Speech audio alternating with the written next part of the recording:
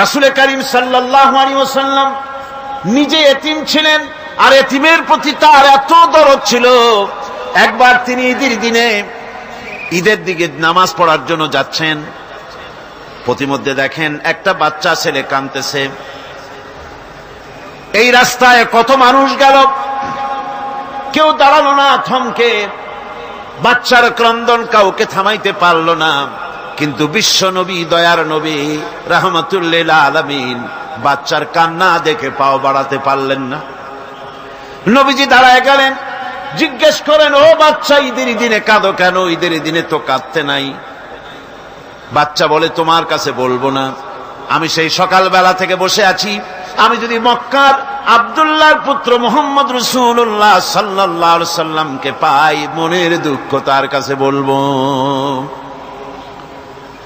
বিশ্ব নবী জমিনের উপরে বসে পড়লেন, বাচ্চারে কোলের উপরে উঠায় বলেন, বাচ্চা বলো কি তোমার দুঃখ?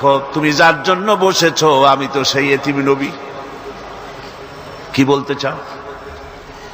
বাচ্চা বলতেছেন, ইয়া রাসূলুল্লাহ, আমার বাবা মারা গেছে সেই ছোট্টবেলায়, একেবারেই তখন মায়ের পেট থেকে আমি আসার পর বাপ মরে গেল, আমার মা আর একজনের সঙ্গে বিয়ে বসেছে, সেই পুরুষটি আমারে দেখতে পারে না, আমার মা যদি আমারে কোলে করে এসে সহ্য করতে পারে না, আমারে চুমা খাইলে সহ্য করতে পারে না, আমারে খাবার দিলে মা মার খায়।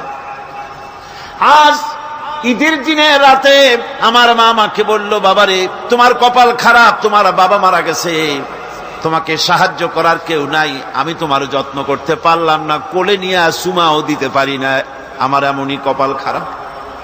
সুতরাং এতিমের দরদ এতিম ছাড়ার কেউ বুঝবে না। তুমি আজ চলে যাও, ওই রাস্তায়, ঈদের রাস্তায় দাঁড়ায় থাকো, মাঠের রাস্তার পাশে, বিশ্ব নবীর কাছে তোমার দুঃখ বলো, এতিমের দুঃখ তিনি বুঝবেন। আমি মায়ের কথা মতো এই জায়গায় এতক্ষণ বসে আছি, হুজুর আপনি দয়া করে আমার কথা তো আপনার কাছে বললাম, আমার মনের এই দুঃখ।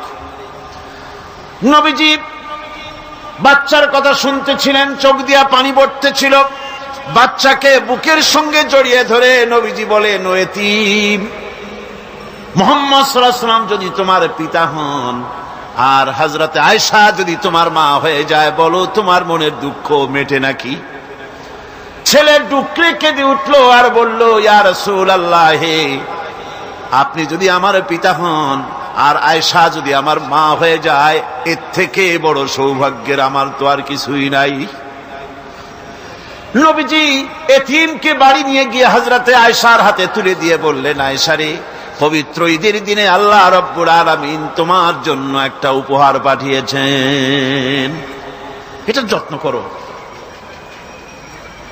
এতিমের প্রতি দরদ রাখার জন্য আল্লাহ রাব্বুল আলামিন বলেছেন, এতিম, মিসকিন, বিধবা, অসহায় লোক, তাদের প্রতি যাতে করে মুসলিম সমাজ লক্ষ্য রাখে, সেজন্য আল্লাহ পাক নির্দেশ করেছেন।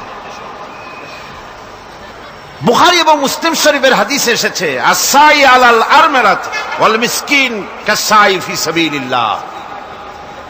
বিধবাদের জন্য, মিসকিনের জন্য কেউ যদি কোনো উদ্যোগ গ্রহণ করে, কেউ কোনো সাহায্য দেয়, জিহাদের ময়দানে জিহাদ করে আল্লাহর রাস্তায় যে সওয়াব পাওয়া যায়, যে মর্যাদা পাওয়া যায় আল্লাহর কাছে, এতিম, মিসকিন, বিধবাকে সাহায্য করলে সেই সওয়াব আল্লাহ রাব্বুল আলামিন আমলনামায় দিয়ে দেন। আমাদের প্রিয় নবী এতিম মিসকিনদের খুবই ভালোবাসতেন তার নিজের চাকর হযরত যায়েদ ও আনাস রাদিয়াল্লাহু তাআলা আনহুকে। সে সম্পর্কে এখন আলোচনা করা হচ্ছে। তার চরিত্রই প্রমাণ করে, নবীদেরকে বাইয়িনাত দেওয়া হয়েছে, এমন চরিত্র আচার আচরণ দেওয়া হয়েছে যাতে করে লোকেরা অভিভূত হয়ে যায়, আকৃষ্ট হয়ে যায়।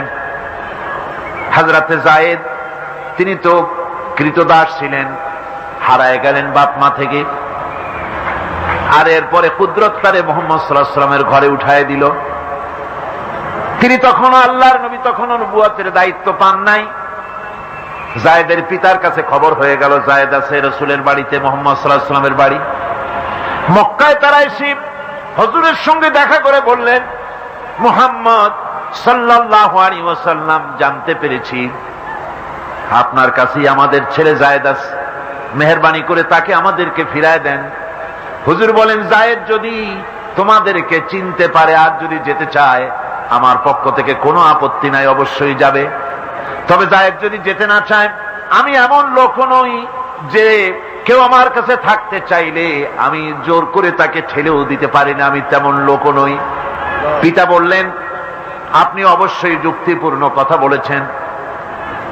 হযরতে জায়েদ কানা হলো।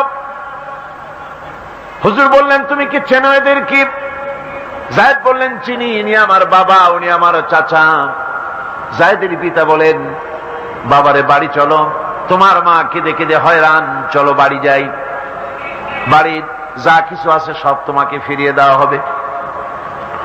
হযরতে জায়েদ বলতেছেন, পিতা বাড়িতে যা আছি তাই শুদ্ধ, তামাম দুনিয়াটা যদি আমারে দেওয়া হয়, এই লোকটির কাছে থেকে যে ব্যবহার পেয়েছি, আমি এই লোকের কদম ছেড়ে যেতে পারি না। তার চরিত্রই প্রমাণ করে তিনি নবী। কি ব্যবহারটা পেয়েছেন!